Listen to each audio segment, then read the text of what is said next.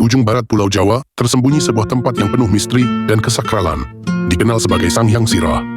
Namanya sendiri berasal dari bahasa Sunda kuno, Sangyang, yang berarti sesuatu yang suci atau ilahi, dan Sirah yang berarti kepala atau pemimpin. Tempat ini diyakini sebagai salah satu titik spiritual tertinggi dalam kepercayaan Sunda Wiwitan, serta memiliki keterkaitan erat dengan sejarah Kerajaan Pajajaran dan Prabu Siliwangi. Bagi masyarakat penganut Sunda Wiwitan, Sanghyang Sirah bukan sekadar lokasi geografis, tetapi juga tempat peristirahatan spiritual. Sunda Wiwitan sendiri merupakan kepercayaan asli masyarakat Sunda yang menghormati alam, leluhur, dan kekuatan gaib yang menjaga keseimbangan kehidupan. Legenda menyebutkan bahwa Prabu Siliwangi, Raja Agung Kerajaan Pajajaran, pernah singgah di Sanghyang Sirah.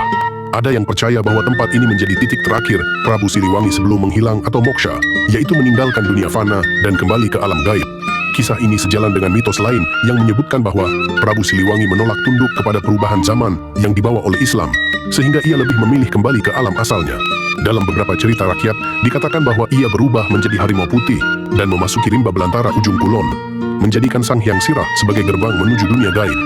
Sanghyang Sirah juga memiliki hubungan erat dengan Kerajaan Pajajaran, kerajaan besar Sunda yang pernah berjaya di abad ke-14 hingga ke-16. Sebagai pusat spiritual, tempat ini sering dikunjungi oleh para raja dan petinggi kerajaan untuk melakukan tapa brata, meminta petunjuk atau mengukuhkan kekuasaan mereka. Dalam beberapa naskah kuno, disebutkan bahwa Sanghyang Sirah adalah salah satu titik pertahanan gaib Pajajaran. Para pendeta dan ahli spiritual kerajaan menjaga keseimbangan energi di tempat ini, sehingga kerajaan tetap dilindungi dari gangguan makhluk halus maupun ancaman musuh. Namun, seiring dengan runtuhnya Pajajaran akibat serangan Kesultanan Banten, tempat ini perlahan ditinggalkan dan hanya menjadi legenda yang terus hidup di hati masyarakat Sunda. Sanghyang Sirah terletak di ujung semenanjung Ujung Kulon, sebuah kawasan yang kini dikenal sebagai Taman Nasional yang melindungi badak Jawa.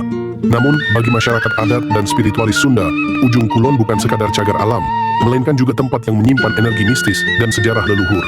Beberapa mitos menyebutkan bahwa hutan lebat Ujung Kulon adalah tempat yang masih dijaga oleh roh-roh leluhur Sunda, termasuk arwah para prajurit Pajajaran yang gugur dalam pertempuran. Sanghyang Sirah menjadi gerbang spiritual di mana dunia manusia dan dunia gaib saling bersinggungan.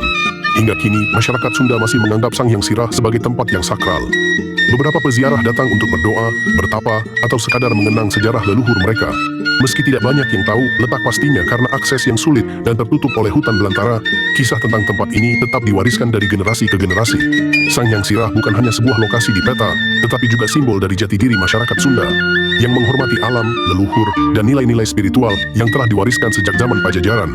Di antara suara ombak yang menghantam pantai Ujung Kulon dan desir angin yang berbisik di hutan-hutannya, Sanghyang Sirah tetap berdiri sebagai saksi bisu kejayaan masa lalu dan keyakinan yang tak lekang oleh waktu.